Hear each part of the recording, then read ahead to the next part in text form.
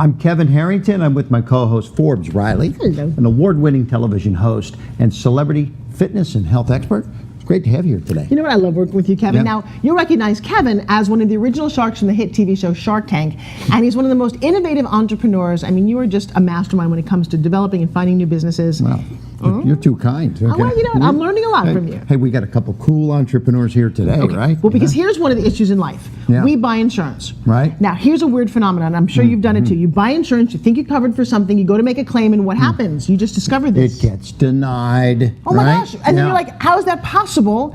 And then you're left with going, well, I don't know if there's anything I can do. Right. Our next guests are the solution when it comes to your home. Right. So please welcome Leon and Phil to the show. How are you guys? Good, thank you. Nice to see both of you. Hey, guys. Get to wave at him. Hey, RoofTop Roofing. You guys started in the roofing business. You've been doing this for a long time. But, Yes. you know, there's a great story here because it even started before you started the roofing business. You were in the insurance side. Correct. I've been roofing since I've been 14 years old, and I've been in insurance spanning 3 decades now.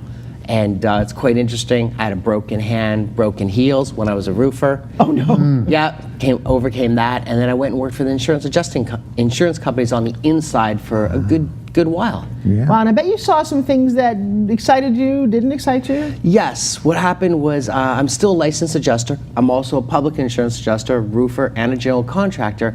However, we were just really greatly underpaying a lot of claims. Not always, but in many circumstances, we're paying pennies on the dollar.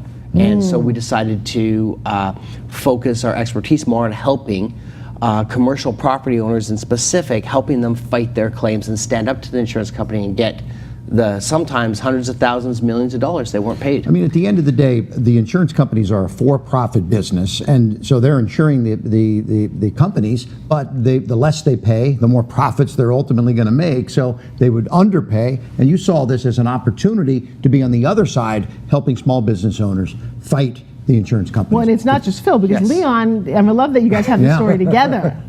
Yeah, so we met back in the days when we were both insurance adjusters working for the insurance companies, and then later on we found out that, well, Phil has a real amazing knowledge. Back then I realized that right away because I needed his expertise on a claim where the engineers had decided that we shouldn't pay for that claim.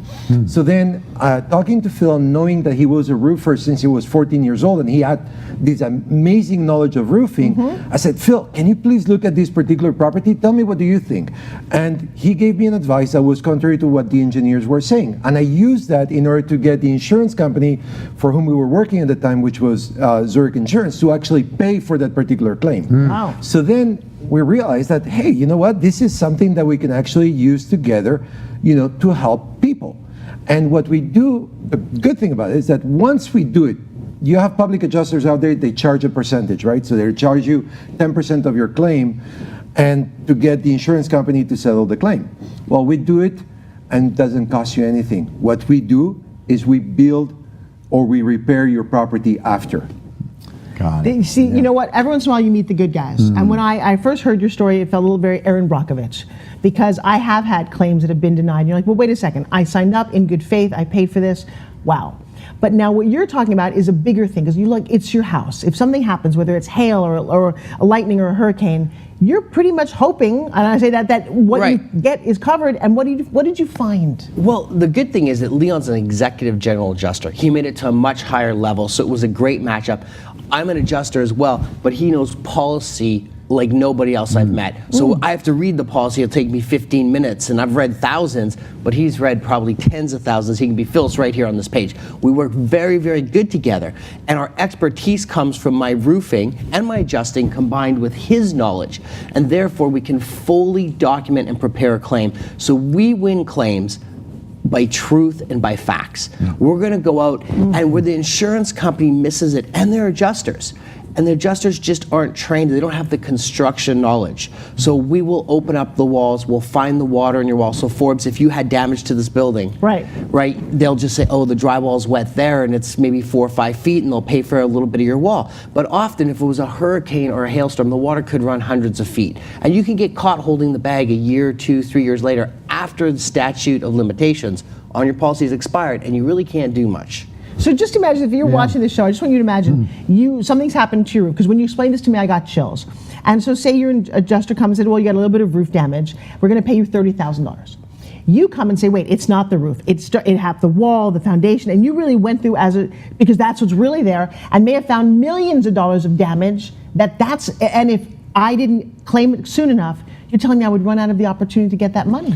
Yes, and then the damage also manifests itself. Oh Yeah. no. Well, let me tell you another thing that we did a public television station, and when that claim was brought to us, and Phil was involved in there originally, they actually paid $12,000 for a repair on the roof and to replace some air conditioning units. Well, this particular television station where they have really expensive equipment, it was every time it rained it leaked in. Well, Rooftop paid $500,000 off their own pocket to put a new roof on that building when the insurance company was not willing to do it, and we went after them and we got the money after.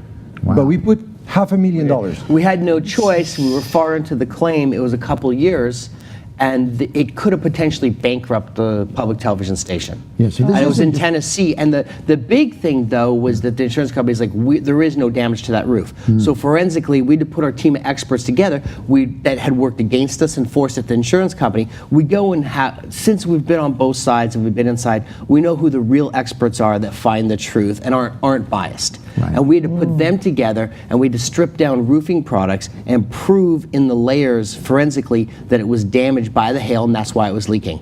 So sometimes you deal with claims that have been denied that you get, executed. You get them applied for and then accepted. But you also deal with a lot of issues, like you mentioned, where they have allowed an amount of money that they're going to give to pay for the damage, and you go in and say, no, this is far more than that. So another example of something like that, where you got a lot more money because there was a lot more damage. Well, one of my first claims I ever met with Leon, I was adjusting it and I was working it, and they only wanted to pay $400,000. And it's quite a prominent, famous boat builder on the East Coast. And he had 333 unit apartment block.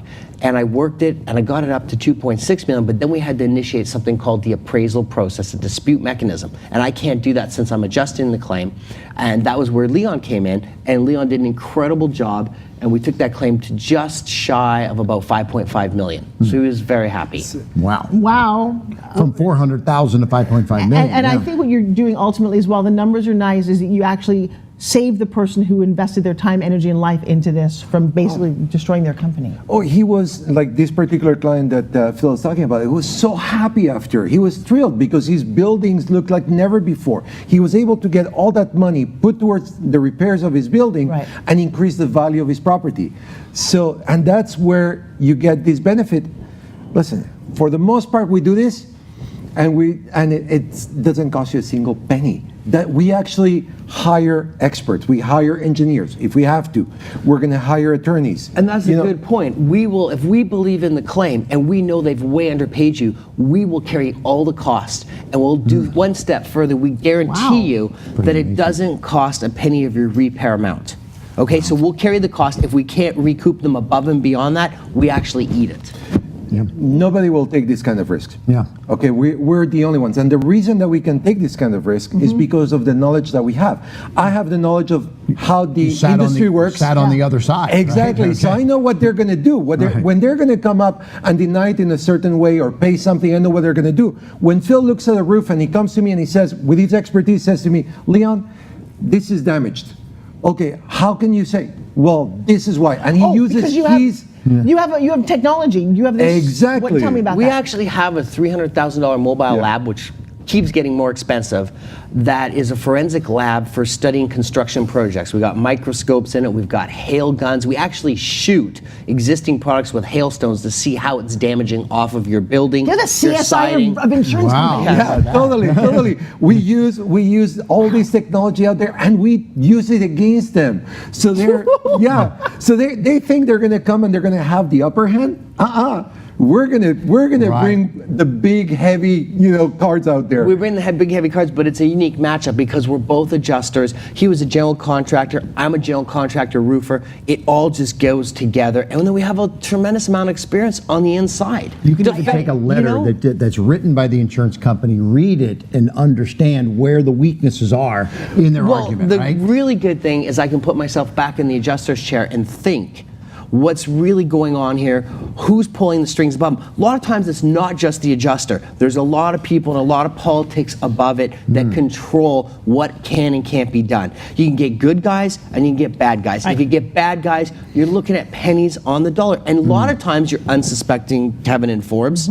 They'll come in, like there's a couple tips to watch out for insurance companies when they're bringing in their own experts. Well, come on, honestly, these adjusters, commercial, have been doing work for many, many years. They know if there's damage. Why do you bring in an expert? An expert is to simply limit your liability. Yeah. Oh, now you're an amazing family man. You've got 2 young kids. You told me a very personal story. I think maybe your tipping point of a woman who had damage on her home when you first started. Yes, I was working Hurricane Katrina for a very large state insurer, and I'd written a claim and totaled the roof because a tornado had hit the roof about 8 hours, 6 hours before estimated the flood waters from the hurricane came in. And I put my estimate in, and I believe it was about 189 or 179,000. This is back in 2005. And the next day I got a call, and they told me that I don't understand the policy, I don't know what I'm doing. But And before you go, just tell us the woman, because this is a sole woman's house, and I want to go there. It was a woman who had retired. She'd worked in East Manhattan all her life, and she's living down in Louisiana, Point Lahashie, and she had a house on stilts. And the water had come above the 100-year flood line. She's one of the only houses on stilts. That's unfortunate. And it wrecked her dream house. Wow. And she was really, obviously, everybody was devastated in the community. And basically, the insurance company called me, and they told me I was a very nice guy. And I got a call from the vice president, which is very strange when I'm an adjuster. And I had adjusters under me because I was running my own catastrophe company at the time. Right. And you'd written her for $189,000? Yes, that's correct. And I was told to lower the estimate to $29,000 because the flood water touched it and they didn't want to set precedent. Wow. And I disagreed, and I said, but did you read it? It was actually a tornado. There's no precedent. We have a different cause of loss. We owe for it as wind. And unfortunately, they basically told me, do you want you and your adjusters to have claims tomorrow? Get that in on my desk at this price. Wow. And then I had to go meet with her, and I said, I'm so sorry. I think I got it in for about 50 grand. I said, they'll just pull me as the adjuster, and here's the right people to hire, and you'll get your money in the long run, and probably some, because Right. they were committing bad faith. Yeah. Oh, Wow. so that just set you on a path, didn't it? When that happened, I was basically, this is it. We cannot be paying only a percentage to people who rightfully deserve money. We took their premiums as an insurance company. Now I'm just the neutral adjuster, so I have to call it as I see it. But when they come back and tell you to do the wrong thing, it's very heartfelt and it's really hard, and you feel very sorry for some people. So you help the little guy, you help the homeowner, but you do a lot of commercial work too. So Yes. that's one of the big things, because there's millions of dollars at stake in some of these bigger projects, right? The problem that we have, we would love to be able to help everyone. Okay, we would love to be able to help the residentials just as well as the commercials. But the reality is that it takes a lot of money. It costs a lot of money. Takes a lot of effort to actually be able to fight the insurance company on these claims. So it doesn't become financially viable for us to fight them on a little claim, because the profit at the end of it is not there for us to be able to spend all the money that it takes to do it. So that's why we do mostly commercial, is that at the end of it, we are able to do the work and get compensated at the same time. But once in a while, we have a client, we did a commercial building for some, and they have somebody who's in desperate trouble, and we will look at the claim. So occasionally we'll take on, if somebody is really jerked around, sometimes we'll just take that on because it's the fight. How do people find you? Well, for the most part, we have a lot of referrals that are word to mouth, but we also do internet marketing. So Well, there's a hopefully- button down below too Right. they can click on, right? Yeah, And they can get some- absolutely. and Right they can here. get something to get started. What are we giving them so that anybody watching, whether they're residential, commercial, maybe just want to reach out to you, think they've got a great claim? Because I think it's very important to say that it's not that insurance companies are good or bad. What you're trying to do is you're getting money that people deserve rightfully, Yes. that they're being Yes. denied. Yes. So we're going to click below and get what? Well, if you have a commercial property, we'll come out and give you a free 30-minute evaluation. Oh, wow. Okay. Also, we have a survey on our website at rooftoproofing.com where you can fill the questionnaire, find out if your claim is in jeopardy. There's a questionnaire, and if you have so many questions a certain way, we'll write you back. And what else do we have? Well, you know what? Whether your claim is in jeopardy is a big one, because you could end up losing millions of dollars if you don't take action right away. What's amazing, you don't charge unless you're successful. right? Exactly. That's amazing. Do me I a love favor, it. guys. Would you look at that camera? Because there's some people out there who you could really help, and I don't think that they even know that you exist. And just tell them, just shortly, why and how you do this. It's a free analysis. We'll come out to your property, inspect it. We'll take a look at your insurance company's paperwork, and we'll basically tell you within a rough number how much you should really be getting and if it's worthwhile. And a lot of times it can be hundreds of thousands or millions of dollars that would be left on the table. And you can get caught holding the bag after the statute of limitations. So it's a great service to have us come in and do that free analysis. Don't let the insurance company tell you that you only are owed a repair. Okay, let experts go out there, look at it, and actually tell you what you really are owed, whether it's just a repair or a full replacement. And that's a great point Leon makes. One of your first red flags is they just offered, you had substantial damage, car windows are broken, you have a hailstorm or a hurricane from winds, and they're telling you that your roof is repairable. Well, you should always get a second or third opinion on that, because often it isn't. Thank guys, you know what? Thank you. Like I said, we bring on the good guys, and I truly believe both of you are. Spend a lot of time with you. I love what they do. Yes. And thank you. Well, thank you No, guys. thank you. Thank you for guys. having us Hey, here. From the insurance side now to helping the little guy, it's amazing. Thanks for Thank being you. with us today. All right. All right, you guys. Thank you. Thank you you so very much. much. Thank and you. for Kevin and Thanks, myself, Kevin. Thanks, Phil. we'll be Leon. back in just a few minutes. Stay tuned.